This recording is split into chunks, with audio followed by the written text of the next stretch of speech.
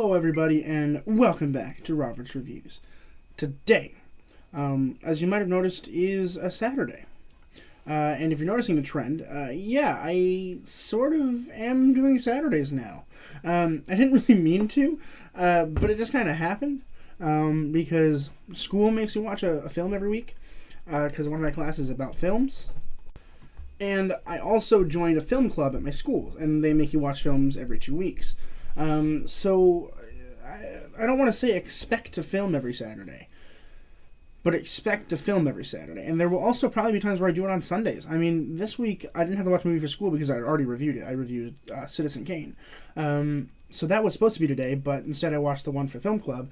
But if I had to do both, then I would have done a Sunday as well.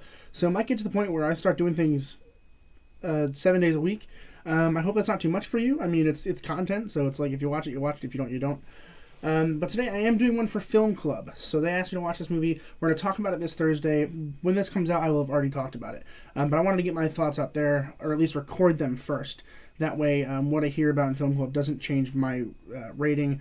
As you guys know, I don't like to talk to other people about my ratings before I rate them, because then it just kind of feels like a cheat. But today, I'm going to be watching a hidden gem on Netflix called Moonlight.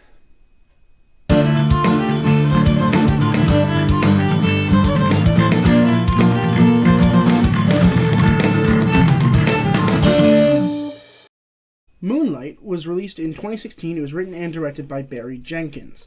So, in case you guys haven't heard about this movie, which I had no idea this movie existed. It's won many awards, and it's a fantastic movie. And I had no idea that it was a thing. And it's on Netflix. So if you guys have Netflix, I would strongly consider watching this movie. I went into it completely blind. I had no clue what it's about. And I just started watching it, and honestly, it's like fantastic. So essentially what happens is we get a 3-act structure, which is normal, but it's 3 acts in that we get to see one character when he's young, when he's a teenager, and when he's an adult. So we get all 3 acts, and they're about equal length. The last one's a little shorter, I think, than the other ones, but for a 2-hour movie, it's not too bad. And essentially we get to see him when he's little, which is, his nickname is Little, and then he becomes Chiron, which is his name, his like actual birth name, and then he becomes Black, which is his full-on nickname that he picks up later.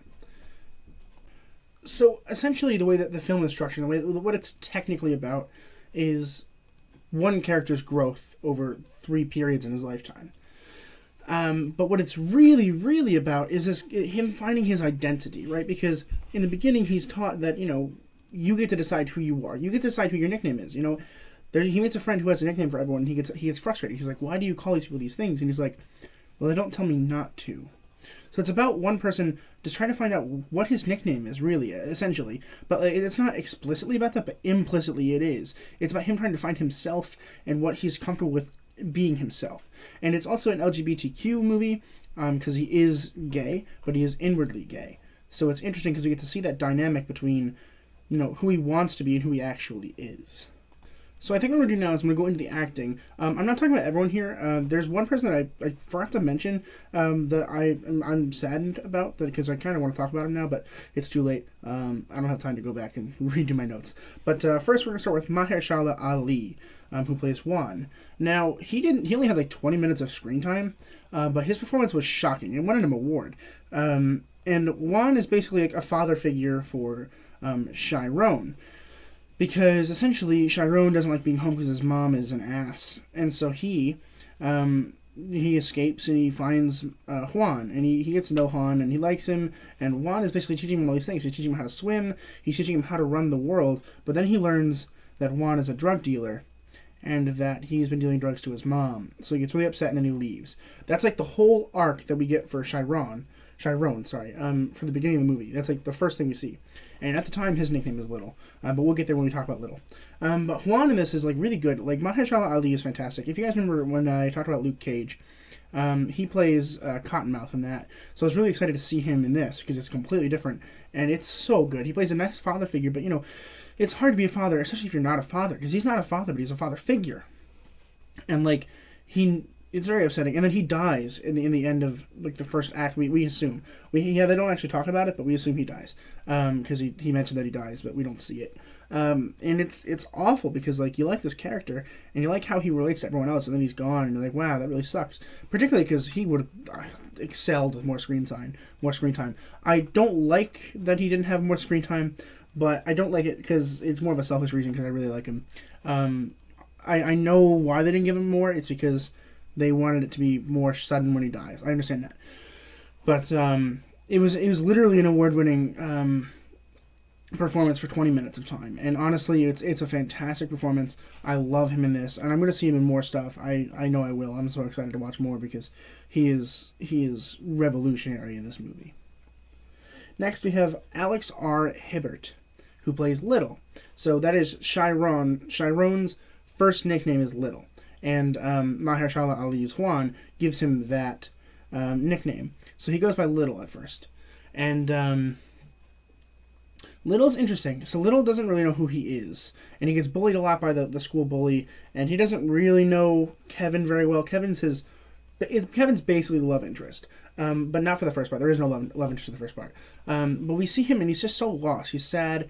He doesn't understand how other kids can have friends, and because he gets bullied so much. And then he meets Kevin for like a brief moment, and they understand each other. They kind of, they get to know each other a little bit, and it's a little cute little kid thing. He's like 9 years old at the time, and it's a cute little innocent part until he realizes like he's running away from home all the time because he doesn't like his mother, and like people treat him poorly all the time, and it's really upsetting. Like deep down, it's like it physically is hard to watch. It's so sad. But the performance is really solid. The performance wasn't difficult because he didn't talk very much in the beginning, but I think it was really powerful. Really, really solid performance, especially for a kid. Kid actors are really hit and miss, particularly for me.